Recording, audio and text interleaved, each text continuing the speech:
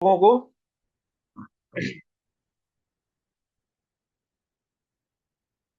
यहां तक क्लियर हो रही हैं चीजें।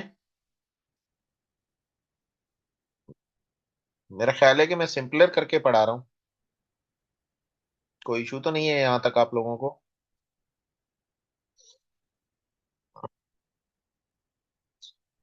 That's good.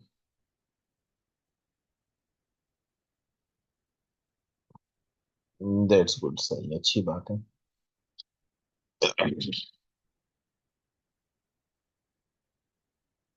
गुड। ओके, सो आज हमें ये टॉपिक कंप्लीट करना है। देखें, कोर्स ये बड़ा लेंदी है, ठीक है ना, और मेरा ख्याल है कि हम लोग बड़ी स्लो पेस से जा रहे हैं, मुझे ऐसा फील होता है, आई थिंक। ठीक है ना, मे बी के बहरहाल, लेकिन मैं नहीं चाहता कि मैं बहुत चीजें रश आउट कर दूं और फिर आप लोगों को समझ ना आए, तो फिर तो कोई फायदा नहीं है। ठीक है, तो एनीवे बहरहाल ये टॉपिक आज कंप्लीट करना है हमें। Approach to chest pain in emergency जो हमारा टॉपिक है।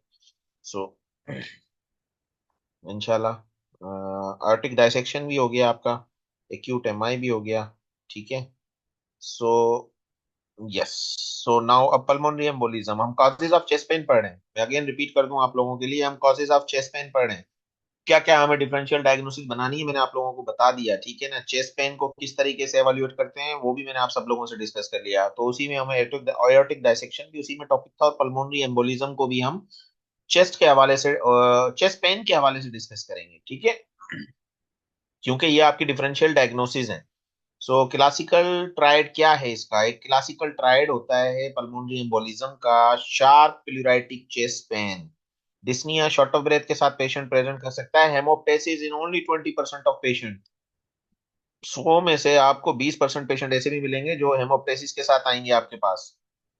मगर इसके अंदर एक इंपॉर्टेंट चीज आप देख लें बार बार, कि this is a sharp pleuritic chest pain, जो कि ये पेन हम लोगों ने देखा है। पेशेंट आपको चेस्ट पेन के साथ जरूर आएगा, मगर कहेगा कि मुझे जैसे किसी ने सुई चुभाई। ठीक है, और उसको वो टिपिकल पेन नहीं होगा, ये typical pain. Pain is of in pleural, reproducible with breathing and palpation. देखें, ब्रीदिंग के साथ, सांस लेने के साथ उस पेन में आओ। जनरली जो मैंने ऑब्जर्व किया है पेशेंट्स को, जो हम लोग देखते हैं कि पेशेंट को जो है जब चेस्ट पेन हो रहा होता है ऑन ब्रीदिंग, या ब्रीदिंग के साथ उसको पेन हो रहा होता है, तो मोस्टली वो नॉन कार्डियक होता है। ठीक है, शॉर्ट ऑफ ब्रेथ आपको डिस्निया 79% केसेस में मिल सकता है, डिस्निया एट रेस्ट भी मिलेगा, डिस्निया ऑन एक्सर्शन मिलेगा। ऑर्थोपनिया के साथ पेशेंट प्रेजेंट हो सकता है। 36% patient with pulmonary embolism can present to orthopnoea. Pleuritic chest pain भी 50% पेशेंट में मिलेगा। नॉन प्लूराइटिक चेस्ट पेन 17% में, कफ 43% में आपको मिलेगी। कॉफ, कॉफ और थाई स्वेलिंग 39% केसेस में आपको कॉफ और थाई पेन मिलेगा। ठीक है, ये याद रहे। तो इसके साइंस क्या मिलेंगे? इंपॉर्टेंट है, ठीक है, साइंस इंपॉर्टेंट है कि साइंस आपको क्या मिलेंगे। तो respiratory rate more than 20, 57%, tachycardia, increased P2, pulmonary आपको साउंड ज्यादा मिलेगी। JVP, standard JVP raise, rales, rales मतलब क्रैप्स मिलेंगे आपको 21% में। वीजिंग मिल सकती है, डिक्रीज ब्रीथ साउंड्स मिल सकती हैं।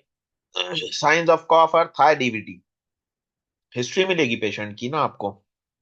ठीक है, काफ या थाई डीवीटी की अगर हिस्ट्री है, तो आपको पल्मोनरी एम्बोलिज्म ही माइंड में, डीडी में रखना है। ठीक है, रिस्क फैक्टर्स क्या हैं? देखें, ये बहुत अच्छे जबरदस्त रिस्क फैक्टर्स हैं। ये देखें, विरकोस्ट्राइड बड़ा फेमस है, ये आता है एग्जाम में। ठीक है, विरकोस्ट्राइड रिस्क फैक्टर्स में प्रायर डीवीटी या पल्मोनरी एम्बोलिज्म आपको मिलेगा। 10 to 15% of patient will have no identifiable. अब देखें, 15% लोग अभी हैं, उनको भी तो इसमें परसेंटेज मैंने आप लोगों को मेंशन की है कि देखें, जरूरी नहीं है कि सारी चीजें आपको एक पेशेंट में मिलें। ठीक है ना, कुछ लोग ऐसे भी होंगे 10 to 15% जिसमें आपको कोई आइडेंटिफाइबल रिस्क फैक्टर नहीं मिल रहा है at the time of presentation. तो पल्मोनरी एम्बोलिज्म को रूल आउट क्राइटेरिया क्या है, ये बड़ा इंपॉर्टेंट है। ठीक है ना, अगर एज आपकी 50 से कम है पेशेंट की, पल्स जो है वो less than 100 beat per minute आ रहा है, मैंने आप लोगों को अभी बताया कि ये टेकिपेनिक और टेकिकार्डिक होते हैं। ठीक है, सेचुरेशन 95% से ज्यादा है, मेंटेन कर रहे हैं, कोई हेमोप्टोसिस नहीं है, नो एक्सोजीनस एस्ट्रोजन यूज भी नहीं है, मतलब कोई डीवीटी की हिस्ट्री भी नहीं मिल रही, नो प्रायर वेनस थ्रोम्बोएम्बोलिज्म भी नहीं है, कोई सर्जरी या ट्रॉमा भी नहीं हुआ है, requiring hospitalisation with in the past 4 weeks इस तरीके का भी नहीं है, नो यूनिलेटरल और लेग स्वेलिंग। इस तरीके की सारी हिस्ट्री अगर आपको नेगेटिव मिल रही है तो you can rule out pulmonary embolism almost on the basis of history. Pregnancy, malignancy, oestrogen therapy deficiency, ये आपके कोगुलेटिंग फैक्टर्स हैं। प्रोटीन सी, प्रोटीन एस, 83, ये आपके कोगुलेशन फैक्टर्स हैं जो नॉर्मली बॉडी में होते हैं। इनकी डेफिशिएंसी होती है अगर इन इंडिविजुअल्स में, वो लोग हाई रिस्क पर होते हैं for pulmonary embolism. Endothelial damage होगा। क्यों होगा endothelial damage? Can occur from the recent surgery, या कोई ट्रॉमा हुआ हो, या वेनस स्टेसिस। ठीक है, तो ये देखें तीन बड़े अच्छे इसके अंदर विस्कोस्ट्राइड के अंदर इस फैक्टर्स हैं अगर आप देखें तो। Prolong travel. अच्छा, डीवीटी का पेशेंट है। मैंने हमने एक पेशेंट देखा था जो पल्मोनरी एम्बोलिज्म के साथ प्रेजेंट हुआ। वो पेशेंट लॉन्ग ट्रेवल की हिस्ट्री थी, ठीक है, पेशेंट की। और उसकी टांगे, जाहिर बात है क्योंकि आपका ब्लड फ्लो एक ही जगह रहता है, और वो डीवीटी था, उसको अंडरलाइन डीवीटी था। उसके बाद उसने प्रोलॉन्ग ट्रेवल किया, और या बेड रिडन हो पेशेंट, इमोबिलाइज हो, तो ये patient obviously can develop pulmonary embolism. बड़ी फेमस है, बड़ा फेमस क्वेश्चन है ये, आप सब लोगों को पता होगा कि आप लोगों को ईसीजी में S1Q3T3 मिलेगा।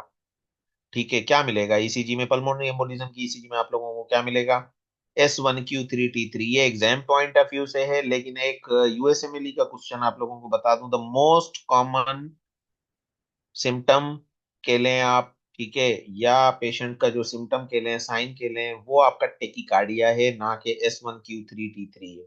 ठीक है, ये कितने में होगा आपका? ये देखो, 20% पेशेंट में सिर्फ आपको S1Q3T3 मिलेगा।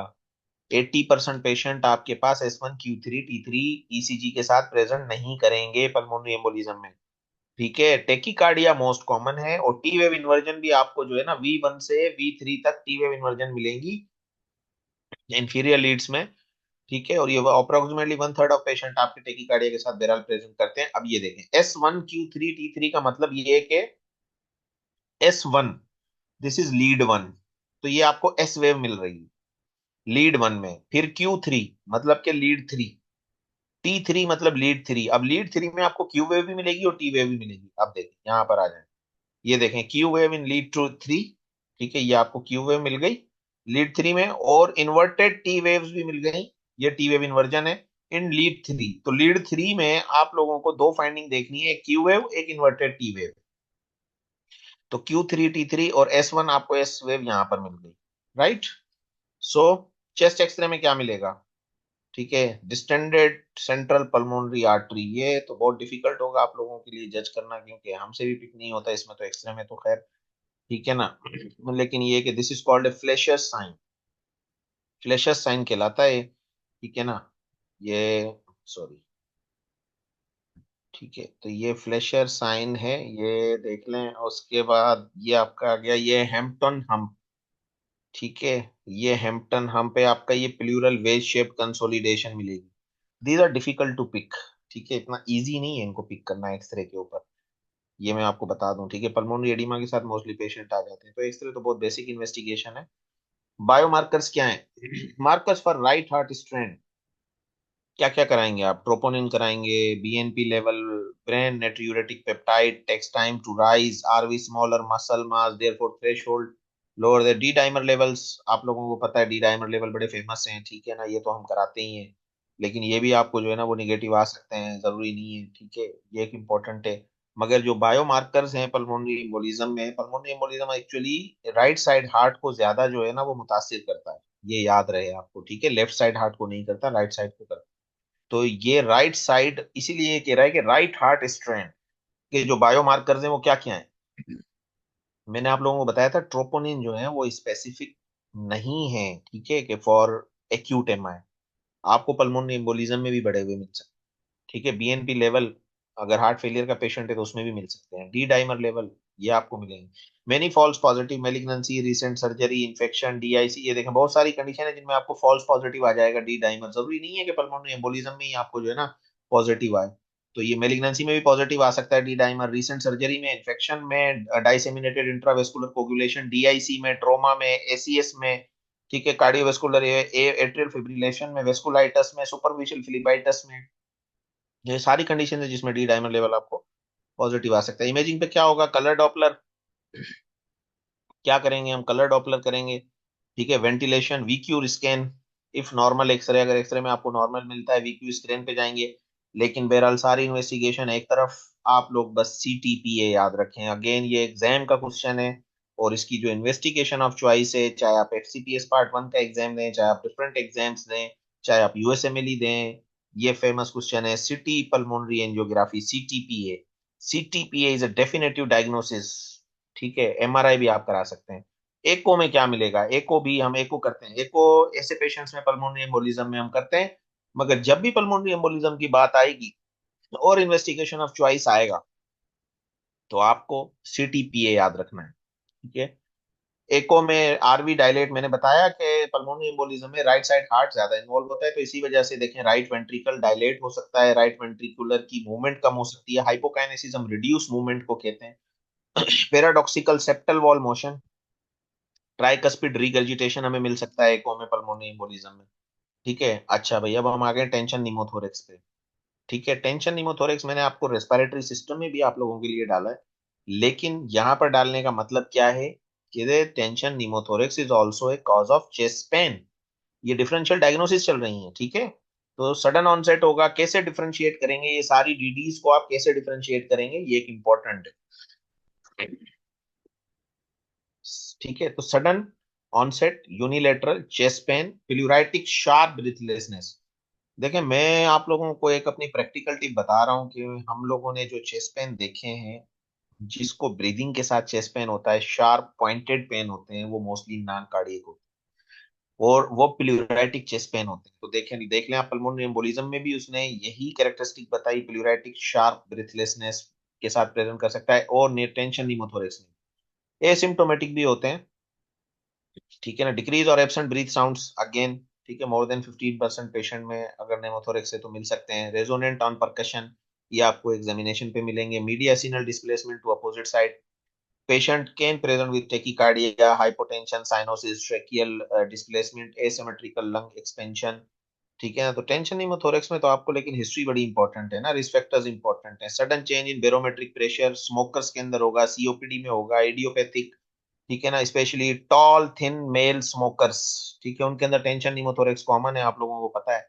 ठीक है, तो रिस्क फैक्टर्स जो है ना फॉर टेंशन निमोथोरेक्स की, वो ये है। ठीक है, तो टॉल थिन मेल स्मोकर्स के अंदर ये कॉमन है। 10 to 20% अक्कर विथ एक्सर्शन। कोई बहुत, कुछ लोग बहुत ज्यादा वजन उठा लेते हैं, मजदूर तबके के अंदर आपको ये ज्यादा मिल जाएगा। ठीक है, कोई ना कोई ट्रॉमा की बहरहाल हिस्ट्री आपको मिलेगी इसमें। कैसे डायग्नोसिस करेंगे, diagnosis can be difficult in patient of COPD। आप देख लें COPD में कैसे, ये देखें, ये तो कॉमन एक्सरे है, ये एक्सरे तो हम लोगों को खैर पिक करना चाहिए। ठीक है ना, क्योंकि this is an important X-ray है कि ये टेंशन निमोथोरेक्स है। ये देखें, आपका लंग कोलैप्स हुआ हुआ है ना, ठीक है ना, ये ब्लैकनिंग आप देख सकते हैं। ठीक है ना, तो COPD के पेशेंट में डायग्नोस करना डिफिकल्ट इसलिए होता है कि ब्लैकनिंग उसमें भी होती है। आप लोगों ने COPD के एक्सरेज देखे होंगे, उनका भी एक्सरे ऑलमोस्ट इसी टाइप का होता है। So that's why it's difficult to pick. ठीक है, अगर ये एक्सरे देखें और इस एक्सरे को देखें आप, तो दोनों में आपको कंपैरिजन नजर आ जाएगा। ठीक है, ये कोलेप्स है, लंग कोलेप्स हुआ हुआ है ना यहाँ पर। एनीवे anyway, अच्छा भाई, एसोफेजियल जो है ना, एसोफेजियल रप्चर, बोयर सिंड्रोम जो है आप लोगों को मालूम है, ये भी कॉज है। GI के अंदर हम पहुंच गए। मैं आप लोगों के लिए थोड़ा सा इसको जूम कर रहा हूँ। ठीक है ना, एनीवे बहरहाल एसोफेजियल रप्चर, ठीक है, बोयर सिंड्रोम जिसको हम बोलते हैं, इसके अंदर आपको कैसे पेशेंट प्रेजेंट करेगा चेस्ट पेन के साथ, sub external sharp chest pain, sudden onset after forceful vomiting. इसके अंदर आप लोगों ने पढ़ा होगा मेलरी वीज टीयर, एक बड़ा कॉमन है। फोर्सफुल वोमिटिंग होती है, उस वजह से जो है वो एसोफेजियल रप्चर हो सकता है, और उस वजह से चेस्ट पेन है। हिस्ट्री आप लोगों को जरूर मिलेगी। Patient can present with short breath, diaphoretic, subcutaneous emphysema, most common iatrogenic है endoscopic perforation. Oesophageal rupture endoscopy perforation की one of the most common complication है। तो पेशेंट को आपको हिस्ट्री मिलेगी। इसके अलावा एसोफेजियल रप्चर किस किस चीज में हो सकता है, मेलिग्नेंसी की वजह से हो सकता है, कोरोजिव स्ट्रक्चर परफोरेशन हो सकती हैं। कोरोजिव क्या है, कोरोजिव आप लोगों को पता है, लोग जो बहुत सारे कुछ ऐसे केमिकल्स या टॉक्सिन्स पी लेते हैं, ठीक है, जिसको हम कहें कि कुछ दवाइयाँ होती हैं। अक्सर करके आप लोगों ने देखा होगा, जो इमरजेंसी में हम लोगों के पास केसेस आते हैं कि ऑर्गेनोफॉस्फोरस पॉइजनिंग के केसेस आ गए। पॉइजनिंग और टॉक्सिकोलॉजी के अंदर जो होते हैं वो कोरोसिव स्ट्रक्चर्स बन जाते हैं एसोफेजियल रप्चर में। पोस्ट रेडिएशन रेडियोथेरापी स्ट्रिक्चर्स, बहुत सारे लोगों की रेडियोथेरापी चल रही होती है, उसमें भी एसोफेजियल रप्चर है, स्ट्रिक्चर्स बन जाते हैं, तो वो पेशेंट भी आपके पास चेस्ट पेन के साथ प्रेजेंट कर सकते हैं, बट उसमें डीडी होगी एसोफेजियल रप्चर बोयरवेल सिंड्रोम। ठीक है। अच्छा, एक्सरे में क्या मिलेगा आपको एसोफेजियल रप्चर में? ठीक है, प्लूरल इफ्यूजन मिल सकती है, निमोथोरेक्स है, क्योंकि आपको पता है एंडोस्कोपी की कॉम्प्लिकेशन भी है, तो बहरहाल ये आप लोगों को इसमें एक्सरे में। अच्छा भाई, अब आ जाए पेरिकार्डाइटिस। पेरिकार्डाइटिस ये कार्डियक कास के अंदर है, और पेरिकार्डाइटिस का पेन कैसे होता है? ये तो कार्डियक पेन है, तो यहाँ पर आप लोगों को डिफरेंशिएट करना पड़ेगा पेरिकार्डाइटिस को, कि this is an inflammation of pericardial sac is called pericarditis. Chest pain severe pleuritic localised. अब देखें, पेरिकार्डाइटिस के पेन को डिफरेंशिएट करना है एक्यूट एमआई के पेन से। क्या मिलेगा आप लोगों को? चेस्ट पेन तो होगा, इसमें भी चेस्ट पेन तो सब में है, चेस्ट पेन तो एसोफेजियल रप्चर में भी है, चेस्ट पेन तो एओर्टिक डाइसेक्शन में भी है, चेस्ट तो पल्मोनरी एम्बोलिज्म में भी है, ठीक है ना, मगर यही डिफरेंशिएटिंग पॉइंट है कि सिवियर प्लूराइटिक लोकलाइज्ड पेन, ठीक है, not radiating, aggravating bye lying supine. Patient कहेगा जब मैं लेटता हूं तो मेरा पेन बढ़ जाता है, coughing, swallowing and deep inspiration, ठीक है, रेस्पिरेटरी ब्रीदिंग पैटर्न पर there is a change in the pain pattern, so relieved by sitting up and leaning forward. Relieving factor, aggravating factor, याद होगा आप लोगों को, शुरू में मैंने आप लोगों को जब परसों स्लाइड्स पढ़ाई थी, तो उसमें मैंने आप लोगों को हिस्ट्री हिस्ट्री हिस्ट्री हिस्ट्री बताई थी कि भाई हिस्ट्री अगर हम लोग अच्छी लेंगे तो हम पेशेंट का चेस्ट पेन एवेलुएट कर सकते हैं। तो it might be preceded by viral illness. Pericarditis आप लोगों को पता है डिफरेंट वायरसेस होते हैं, उनकी वजह से पेरिका इन्फ्लेमेशन हो सकती है पेरिकार्डियल सेक की, तो वायरल इलनेस की भी हिस्ट्री आप लोगों को मिलेगी। पेरिकार्डियल फ्रिक्शन रब, फीवर मिलेगा, लिकोसाइटोसिस है, अब ऑब्वियसली वायरल इलनेस है तो आप लोगों को पता है कि फीवर के साथ भी पेशेंट प्रेजेंट कर सकता है। वायरल इलनेस है तो आपका डब्ल्यूबीसी काउंट भी रेज हो जाएगा। ठीक है, कॉजेज क्या क्या हो सकते हैं देखें, इडियोपैथिक है जिसमें कॉज नहीं पता, इन्फेक्शन कर सकता है, एक्यूट एमआई, एक्यूट एमआई की कॉम्प्लिकेशन है पेरिकार्डाइटिस, ठीक है, पहले पेशेंट को एक्यूट एमआई हुआ, हिस्ट्री देगा पेशेंट आपको, उसके बाद पेशेंट को पेरिकार्डाइटिस हो गया। Uraemia, uraemic pericarditis, neoplasm, Hodgkin lymphoma, breast and CA lung, ये जो भी मेलिग्नेंसीज होती हैं they can lead to pericarditis. ये ईसीजी है, ये ईसीजी है पेरिकार्डाइटिस। ठीक है, क्या है ये देखेंगे आप, wide spread ST elevation with PR depression, ये एग्जाम पॉइंट ऑफ व्यू से बड़ी इंपॉर्टेंट है, जो लोग एग्जाम देना चाहते हैं, wide spread ST elevation with PR depression. ठीक है, ये देख रहे हैं आप, क्या वाइड है मतलब आपको तमाम लीड्स के अंदर एसटी एलिवेशन मिलेगी। अब आ जाए, वन में एलिवेशन है, टू में एलिवेशन है, देखें, ठीक है, यहां से देखें V1 V2 में एलिवेशन है, ठीक है, आपको वाइड स्प्रेड एसटी एलिवेशन मिल रही है, एक नहीं है, ठीक है ना, आपको तकरीबन सब लीड्स में ऑलमोस्ट आपको एसटी एलिवेशन मिल रही है। तो और पी आर डिप्रेशन, ठीक है ना, ये आप पी वेव देखें, ये देखें, ये पी और आर, ये डिप्रेशन आ रहा है, ये पी और ये आर, ये डिप्रेशन आ रहा है, ठीक है ना, ये आप चेक कर सकते हैं कि वाइड, ये देखें पी वेव कहाँ है आपकी, पी वेव ये है ना, this is your P wave, ठीक है, ये पी वेव है और ये आर वेव आपकी ऊपर जा रही है, तो ये डिप्रेस हो गया है, देखो नीचे की तरफ आ रहा है पी आर डिप्रेशन। तो ये बहरहाल इसकी फाइंडिंग है। चेस्ट एक्सरे में क्या मिलेगा और एको में क्या मिलेगा आप लोगों को, ठीक है ना, ये देख सकते हैं आप, ये एको है, ठीक है, दिस इज योर एको। एको में तो पेरिकार्डियल इफ्यूजन मिल रही है हमें, ठीक है, और एक्सरे में क्या है, मेशो फ्लूइड कलेक्शन में भी ड्राई, ये देखें फ्लूइड कलेक्शन, यहाँ कार्डियोमेगली भी मिल रही है, आप देखें कार्डियक साइज कितना है, लार्ज है, यहाँ पे एक्सरे देखें आप, कितना है, लार्ज है आपका ये जो है कार्डियोमेगली है, ठीक है ना। और एको में आपको क्या मिल रहा है, ये पेरिकार्डियल इफ्यूजन, ये ब्लैकनिंग देख रहे हैं, ये हार्ट है, ये this is your heart and this is the blackening, और ये ब्लैकनिंग जो आ रही है ना, दिस इज पेरिकार्डियल सेक में जो ब्लैकनिंग आ रही है, दिस इज सेक, पेरिकार्डियल सेक में आपको जो ये ब्लैकनिंग है ये फ्लूइड है, this is called A pericardial effusion.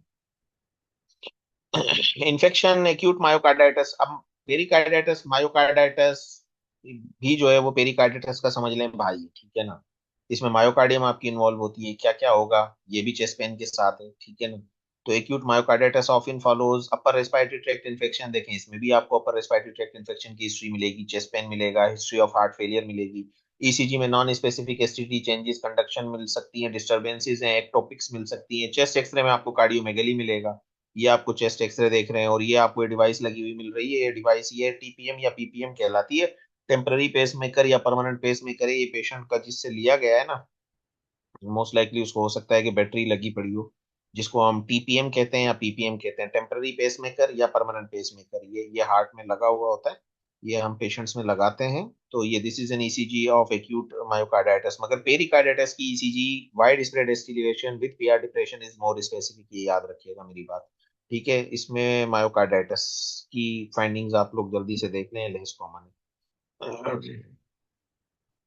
ठीक है, उसके बाद मस्कुलोस्केलेटल, अच्छा माइट्रल वेल प्रोलेप्स एमवीपी, ये भी चेस्ट पेन का कॉज है, मगर ये रेयर है।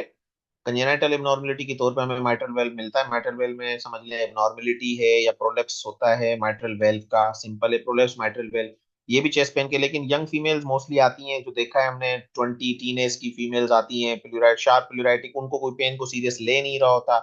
जब वो बार बार चेस्ट पेन की कंप्लेन करती हैं, हम एको करते हैं, तो हमें पता चलता है कि भाई इसको तो माइट्रल वेल प्रोलेप्स है। ठीक है, तो sharp left sided chest pain है, टपेक्स डिस्निया के साथ फटीग वही सिम्टम्स के साथ प्रेजेंट करेंगी। ठीक है, रिड्यूस बाय लाइंग डाउन, जो माइट्रल वेल प्रोलेप्स का पेन होगा वो भी रिड्यूस हो जाता है। और देखें फीमेल्स, फीमेल थिन फीमेल्स, ये रिस्क फैक्टर है। थिन फीमेल जब आए पेशेंट चेस्ट पेन के साथ हो, वाकई में आप लोगों को लग रहा है एंजाइटी नहीं है, दूसरे कॉजेज नहीं है, सब कॉजेज आप लोगों ने एक्सक्लूड कर लिए, तो आप पेशेंट को वर्कअप के लिए ईसीजी और एको एडवाइस करेंगे। एको में हमें पता चल जाता है कि this is N mitral well prolapse और नॉट। चेस्ट वॉल डिफॉर्मिटी की वजह से भी बेरल होता है। मिड सिस्टोलिक क्लिक सेटअप एको एको एको देखो, एको डायग्नोसिस के लिए होता है, और कार्डियक केथ भी फिर हम करते हैं बाद में, लेकिन उन पेशेंट्स में जिनका एमवीवी बहुत ज्यादा हो। ठीक है, अब हम आ जाते हैं आपके गैस्ट्रोएसोफेगस। मैंने आप लोगों को स्टार्ट किया था कि देखें most common causes of non cardiac chest pain और जीआई पेन्स, याद रखिएगा मेरी बात। ठीक है, जीआई पेन्स जो है ना वो बहुत सारे कॉमन, चेस्ट पेन के मोस्ट कॉमन 90% केसेस में कॉमन है। 10% केसेस अभी हमने डिस्कस किए हैं, aortic dissection, pulmonary embolism and different. तो it can mimic an anginal pain. देखें कैसे करेगा, बर्निंग, बहुत सारे लोग आएंगे, जलन हो रही है। ठीक है, उसके अलावा प्रोलॉन्ग्ड होगा, 20 मिनट का डिफरेंस हम लोगों ने पढ़ा, 20 मिनट तक हुआ, उसके बाद सबसाइड हो गया, एक्सर्शन पे बढ़ा, उसके बाद रेस्ट पे रिलीव हो गया। तो इस तरीके का पेन ये नहीं होगा, ये प्रोलॉन्ग पेन होगा। Sub external epigastric can radiate to back, regurgitation of liquid, patient आपको मैदा खराब होने की हिस्ट्री देगा, इनडाइजेशन की हिस्ट्री जरूर देगा।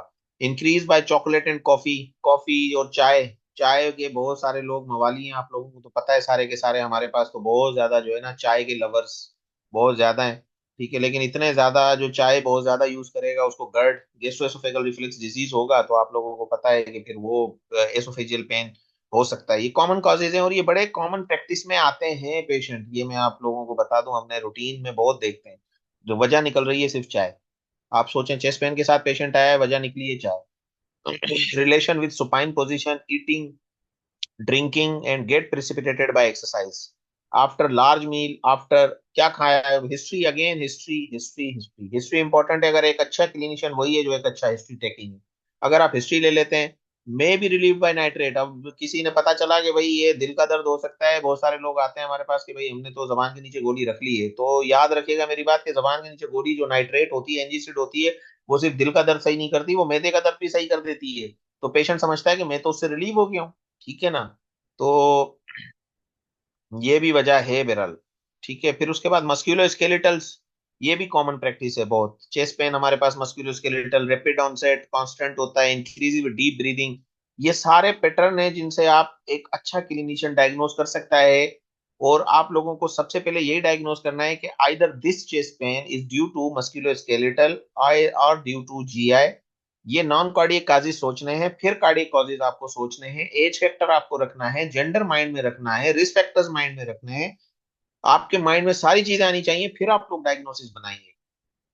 ठीक है, reproduce tender by palpation, history of recent exercise और एक्सर्शन। पेशेंट जिनको मस्कुलोस्केलेटल होता है, मैंने आप लोगों से शेयर किया था कि फीमेल्स में एंजाइटी या कपड़े धो रहे हैं, कोई और चीज, कोई वर्कआउट कर रही है, घर पे घर का कोई वजन उठा लिया, बाल्टी उठा ली कपड़े धोने की, इस तरीके की वजह से भी पेन फीमेल्स में, यंग फीमेल्स में मोस्ट कॉमन होता है। तो वो चेस्ट पेन आपके जो होते हैं वो मस्कुलोस्केलेटल चेस्ट पेन के कॉजेज होते हैं। ठीक है ना, आर्थराइटिस के पेन होते हैं, फीमेल्स आती हैं कंटिन्यू पेन बताएंगी आपको, वो एक्सर्शन या रिलीविंग पे नहीं बताएंगी। ठीक है, कोस्टोकोंड्राइटिस, इंटरकोस्टल मसल इंजरी, ये सारे बेरल कॉजेज हैं। ट्रीट सिंड्रोम, इडियोपैथिक कोस्टोकोंड्राइटिस क्या है, कफिंग स्नीजिंग पे पेन होगा, पेशेंट आपको बताएगा आप उनसे पूछेंगे, अगर वो नहीं बता रहा आप पूछेंगे भाई आपको खांसी करते हुए दर्द हो रहा है, आपको जब छींक आती है तो आपको दर्द होता है, पेशेंट आपको बताएगा, ऐसी बात नहीं है, पेशेंट आपको बताएगा। एग्जामिनेशन हाथ लगा के भी आप चेक कर सकते हैं कहाँ पर पेन है, आप हम लोग उसको दबा कर देखते हैं उस एरिया को, कोई लोकलाइज पेन तो नहीं है, टेंडरनेस नहीं है। बहुत सारे पेशेंट हमारे पास निकलते हैं जिनको हम टच करते हैं उनको पेन होता है, तो वो वहीं वहीं पे आपका पेन एक्सक्लूड हो जाता है कि भाई ये कार्डियक नहीं है, ये मस्कुलोस्केलेटल है। ठीक है, हर्पीज जोस्टर शिंगल्स के साथ पेशेंट प्रेजेंट करते हैं, उसमें तो आपको ये देखें क्लियर हिस्ट्री मिलेगी हर्पीज जोस्टर की, शिंगल्स की। और इसमें चेस्ट पेन होगा और यूनिलेटरल होगा। अब लेफ्ट साइड पे अगर हर्पीज जोस्टर है तो आपको जाहिर बात है वो तो लेफ्ट साइड पे यूनिलेटरल हो गया, चेस्ट पेन होगा, बर्निंग, टिकलिंग, टिंगलिंग, इस तरीके की सेंसेशंस आपको बताएगा पेन की। नमनेस अक्कर हो सकती है लेफ्ट पेरास्टर्नल एरिया पर। फ्लू लाइक सिम्टम्स आपको मिलेंगी, swelling and tenderness of lymph node मिल सकती है। Chest pain from shingles can occur before the onset of vesicles, thus making a reliable diagnosis difficult. ठीक है ना, can occur before the onset. अब मसला ये है कि जिसको हर्पीज जोस्टर होने वाला होता है ना, उससे पहले भी चेस्ट पेन की वो कंप्लेन के साथ आ सकता है आपके पास इमरजेंसी, अभी तक लीजन्स निकली नहीं है लेकिन पेशेंट चेस्ट पेन के साथ आ गया, तो फिर वो थोड़ा सा डायग्नोसिस हमारे लिए डिफिकल्ट होती है। बट फिर भी यूनिलेटरल अगर आपको बता रहा है, कोई रेडिएशन नहीं बता रहा पेशेंट, कोई अजीब सी फीलिंग आपको बर्निंग, टिकलिंग और टिंगलिंग एक एरिया में बता रहा है, means definitely this could be herpes zoster. ठीक है, thanks, thank you all of you. यहाँ तक क्लियर हुई चीजें? क्लास, हमारी approach to cardiac approach, I am really sorry today जो है वो मेरा गला थोड़ा खराब था, but still I tried my best कि आप लोगों को क्लियर हो जाएं चीजें, एंड होपफुली कि आप लोगों को क्लियर हो गई होंगी और काफी चीजें समझ आई होंगी, मुझे यकीन है आप लोगों को। ठीक है ना, और क्लियर हो गए होंगे कॉन्सेप्ट्स। और आप लोगों को ये ओपीडी और डेली बेस पे जो आप लोग देखते हैं ईसीजी, ईसीजी तो देखें, ईसीजी की क्लासेस अलग होती हैं जी, मेहनत तो मैं कर रहा हूँ क्योंकि ऑब्वियसली मैं चाहता हूँ कि आप लोगों को जो है ना क्लियर हो जाए, और अगर आप लोगों को समझ आ जाता है, थैंक यू सो मच। आप लोगों का फीडबैक मेरे लिए बड़ा इंपॉर्टेंट है, आपकी अप्रिसिएशन मेरे लिए बड़ी वैल्यू रखती है। एंड इंशाल्लाह ताला आप लोगों को ये कोर्स कंप्लीट कराएंगे, और गुड न्यूज़ आप लोगों के लिए इंशाल्लाह जल्दी है कि इसी प्लेटफॉर्म से डॉक्टर प्लेस एकेडमी हमारे डिफरेंट जो है वो प्रोग्राम्स लॉन्च करती है। आप लोगों को पता है इंशाल्लाह एक वर्कशॉप का प्लान कर रहे हैं हम लोग, तो सूनर और लेटर इंशाल्लाह इसी मंथ में हम देखते हैं, आप लोगों का कोर्स कंप्लीट करने के बाद एक वर्कशॉप का प्लान कर रहे हैं, IV fluid management plus blood transfusion in ER plus electrolyte imbalances. आप लोगों को पता है कि ये बड़ा इंपॉर्टेंट होता है, चॉइस ऑफ